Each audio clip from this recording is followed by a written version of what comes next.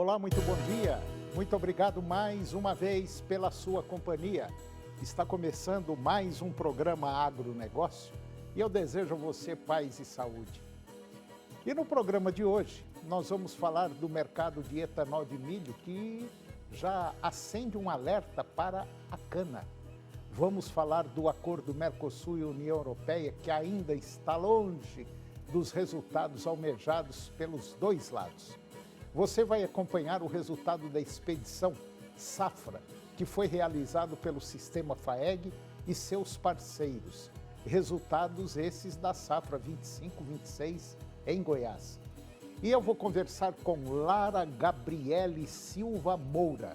Ela é coordenadora de pesquisa e desenvolvimento da SBS Green Seeds.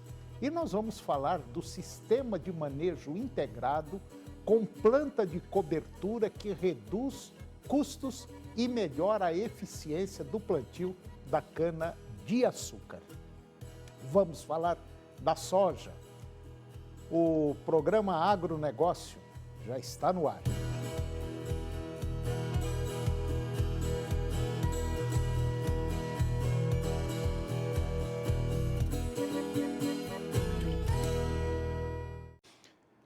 Eu começo o programa de hoje falando do etanol de milho que acende um alerta para a cana-de-açúcar.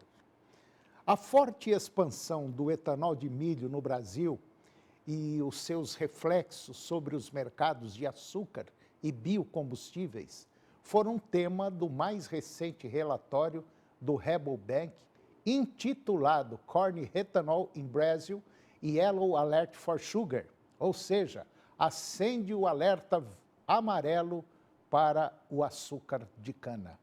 Segundo o Rabobank, a ameaça de um desequilíbrio no mercado de etanol acende um alerta amarelo para a indústria do açúcar aqui no Brasil e também em outros países. O crescimento da produção de biocombustível à base de milho tem sido acelerado, sustentado por um modelo de negócio robusto e competitivo. Como resultado, os investimentos em capacidade adicional seguem em ritmo intenso.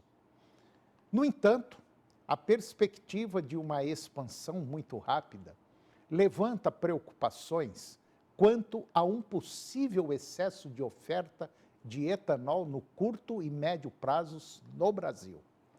Pelo lado da demanda, um consumo adicional pode surgir de diversas formas, como o aumento da mistura obrigatória de etanol na gasolina, uma mudança estrutural no consumo decorrente da reforma da tributação dos combustíveis ou o crescente interesse local e mundial por combustíveis sustentáveis para aviação e transporte marítimo.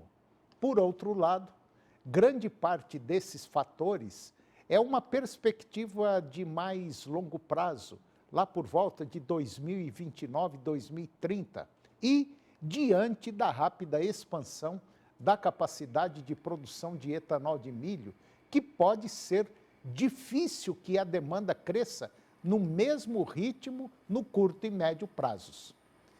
Há uma década, a indústria de etanol de milho praticamente não figurava no radar. Para a safra 25-26, no entanto, a produção deve se aproximar de 10 bilhões de litros. No entanto, existem aqui no Brasil dois modelos de plantas de etanol de milho. O primeiro é a planta full, uma unidade industrial tradicional e independente. O segundo é a planta flex, uma unidade de etanol de milho anexa a uma usina de cana-de-açúcar já existente. A grande maioria da capacidade instalada ou em construção é do tipo full. Em um horizonte ainda mais distante, diversas projeções de agentes do setor e consultorias indicam que, no início da década de 2030, essa capacidade pode ultrapassar 20 bilhões de litros de etanol de milho.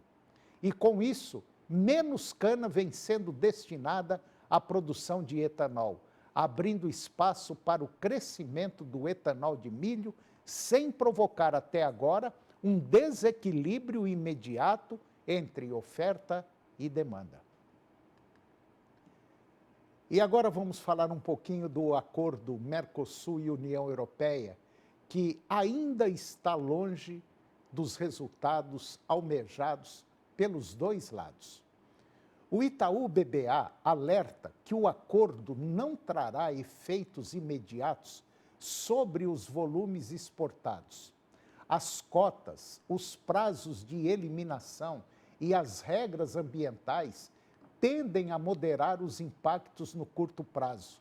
No entanto, os benefícios poderão se consolidar ao longo dos anos, com o estímulo à agregação de valor, investimentos logísticos e maior inserção em cadeias globais de fornecimento. Também está no horizonte a necessidade de adequação a padrões mais rígidos de sustentabilidade, rastreabilidade e combate ao desmatamento e compromissos ambientais serão critérios fundamentais para manter o acesso preferencial ao mercado europeu, exigindo mudanças operacionais por parte das cadeias produtivas brasileiras. Para entrar em vigor plenamente, o acordo ainda precisa ser aprovado pelos parlamentos dos países envolvidos. E no caso da União Europeia, apenas a parte comercial depende do Parlamento Europeu, o que pode acelerar a implementação. O Brasil e seus vizinhos do Mercosul também precisam ratificar o documento internamente. Segundo o Itaú BBA, trata-se de um movimento estratégico que, embora complexo, sinaliza um novo ciclo de integração mundial para o agronegócio do Cone Sul. O desafio agora é transformar o potencial em competitividade, com planejamento, qualificação e sustentabilidade como pilares da nova fase. E agora você vai acompanhar os resultados da Expedição Safra, realizado pelo Sistema FAEG e também os seus parceiros. Esses resultados são da safra 25-26, aqui em Goiás. Confira. Senhoras e senhores, bom dia. Sejam todos muito bom dia, né? Oficialmente agora, final da nossa expedição. Sei que tem muita gente cansada aí do trecho, mas finalmente, com a graça de Deus, terminamos muito bem, com muitos resultados, com Deus abençoando toda essa nossa jornada ao longo dessa semana.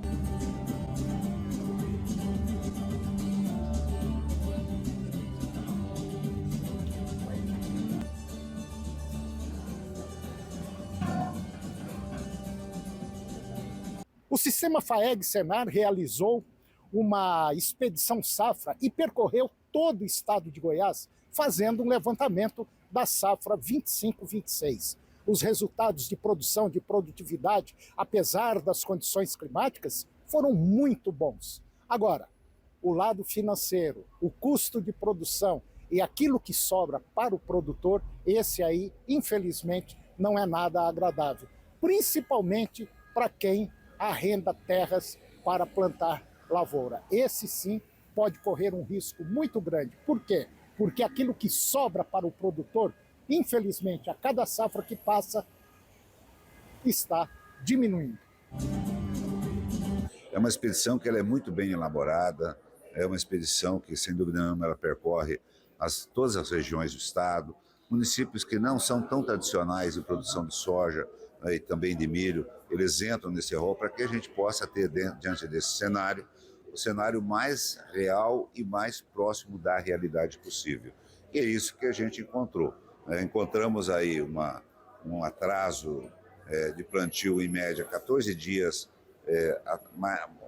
com maior atraso em relação à média histórica, problemas pontuais de clima, onde ali nós tivemos algumas regiões que a chuva não foi geral, chove aqui, não chove ali, enfim. E isso, é claro, nos traz uma perspectiva de uma diminuição aí, de uma quebra em relação ao ano passado. Ano passado nós fechamos com 69,7 sacos de média.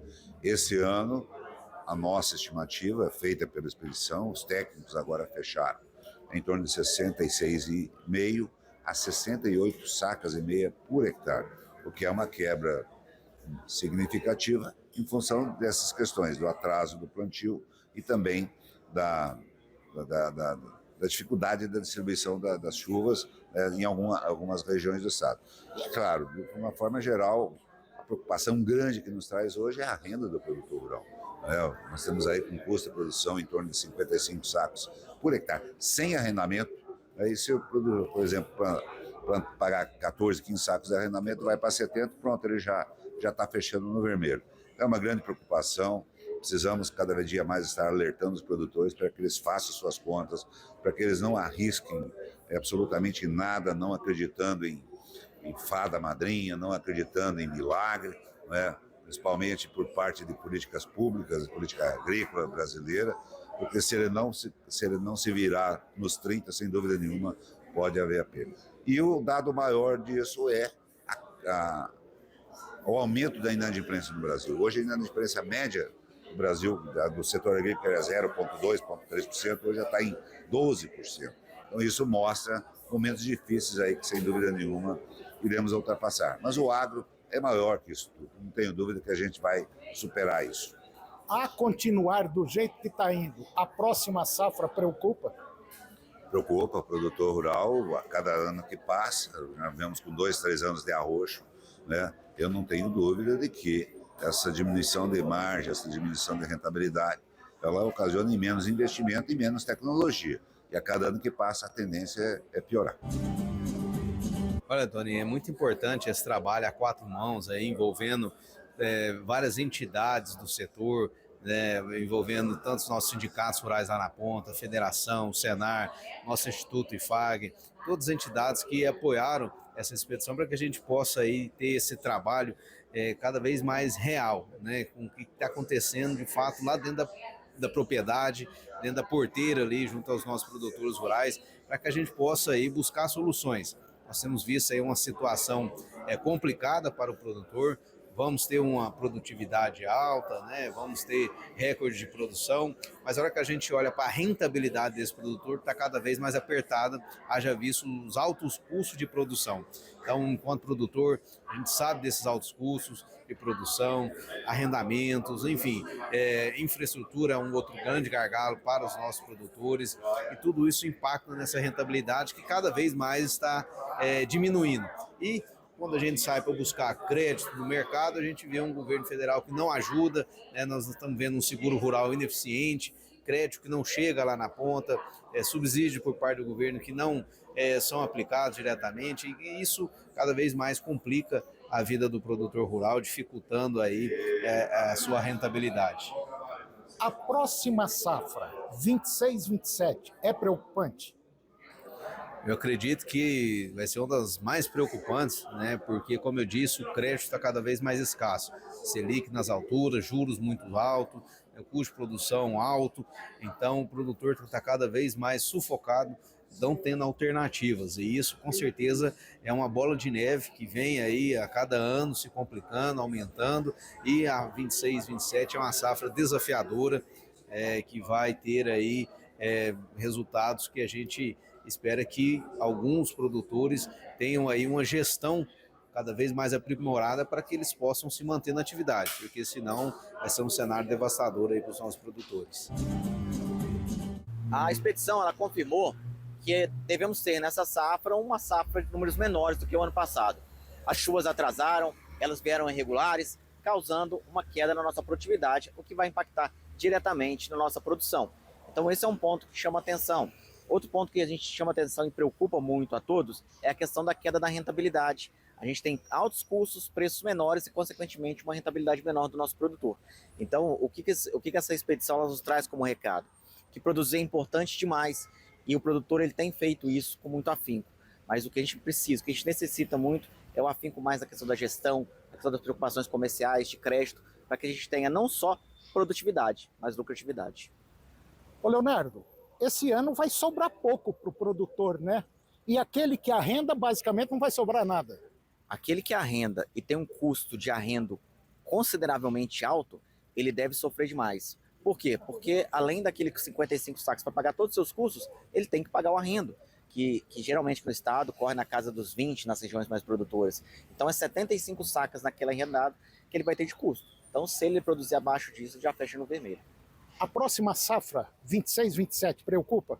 Preocupa porque o cenário possivelmente não vai ser diferente. A gente tem um mercado de soja muito ofertado, estoques elevados, a questão da China como principal comprador. A gente sabe que o crescimento dela não é tão vigoroso como foi antes, e tudo isso traz preocupações para o nosso mercado e, consequentemente, para a rentabilidade do produtor.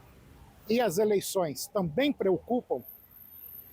As eleições, elas geralmente causam uma variação cambial muito grande. A gente sabe que dependendo daquele candidato que está na frente das eleições, dependendo daquele candidato que ganha, isso influencia no câmbio, subindo ou caindo. E isso, volatilidade, é um dos principais pontos de risco do produtor. Então, nesse cenário, ele tem que se preocupar, trabalhar com uma melhor decisão, uma melhor gestão para evitar que esses problemas cambiais impactem no custo e no preço do produto dele. E depois do intervalo, eu vou conversar com Lara Gabriele Silva Moura. Ela é coordenadora de pesquisa e desenvolvimento da SBS Green Seeds. E nós vamos falar do sistema de manejo integrado com planta de cobertura, que reduz custos e melhora a eficiência do plantio da cana-de-açúcar. Nós voltamos já, é um minuto só.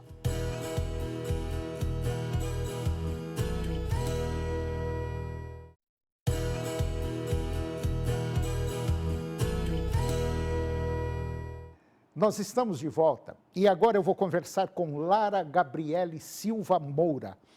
A Lara, ela é coordenadora de pesquisa e desenvolvimento da SBS Green Seeds. E nós vamos falar de um tema interessante. Nós vamos falar sobre um sistema de manejo integrado com planta de cobertura que reduz custos e melhora a eficiência no plantio da cana-de-açúcar. Lara Gabriele Silva Moura, muito bom dia, muito obrigado pela sua presença, é um prazer tê-la aqui, tudo bem? Bom dia, Antônio, obrigada eu, tudo bem, e você? Tudo ótimo, tá tudo bem. Lara, me dá uma visão geral, o que é a SBS Green Seeds?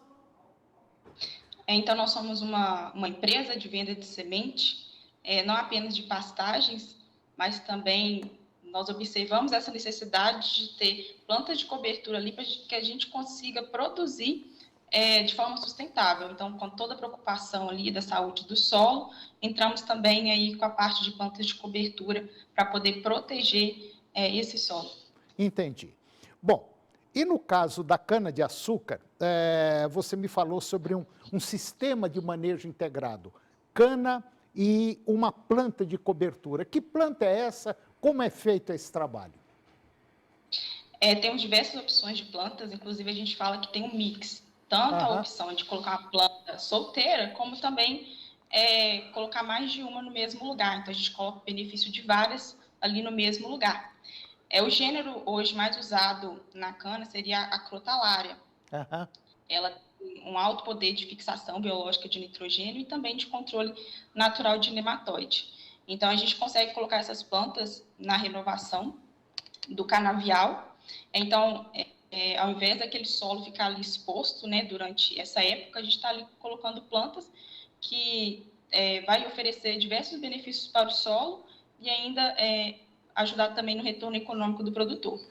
Agora, vamos supor o seguinte, de maneira geral, os canaviais, eles são, vamos dizer, reformados ou replantados de 4 em 4, de 5 em 5 anos, depende da região e depende também do manejo que foi utilizado. Então, o ideal seria, depois de 3, 4 anos, o produtor fazer uma cobertura com uma determinada planta indicada, dependendo de análise de solo, da condição de solo, e depois de um outro determinado tempo, então entrar com a cana-de-açúcar. Seria isso? Exatamente. Aham. O tempo ali que ele precisaria para poder obter as novas mudas, né, para o próximo plantio, ele pode produzir essas mudas no sistema de meiose, que é um sistema interrotacional que a gente fala, onde a gente vai ter as linhas mães, e ali no espaço onde serão as linhas filhas, a gente vai colocar a planta de cobertura. Então, aquele solo não vai ficar exposto, perdendo nutriente, isso susceptível à erosão. Quando aquelas mudas estiverem prontas, elas vão passar da linha mãe para as linhas filhas. Então, as linhas filhas vão estar ali onde aquelas plantas de cobertura estavam, e as plantas deixaram ali quantidade de nutrientes, matéria orgânica, e isso ajuda muito na produtividade da cana. Inclusive melhora o solo em termos biológicos, químicos e físicos também, né? Com certeza, em todos esses aspectos, né, que a gente tem que se preocupar tanto. Cada vez mais precisamos produzir, mas também produzir de forma sustentável. Então, as plantas de cobertura vieram para isso, para poder nos auxiliar e ajudar. Agora, no caso, quando eu entro com essas plantas, vamos dizer, nesse manejo, quando eu faço essa cobertura com essas plantas, o resultado positivo, ele basicamente é quase que imediato, né?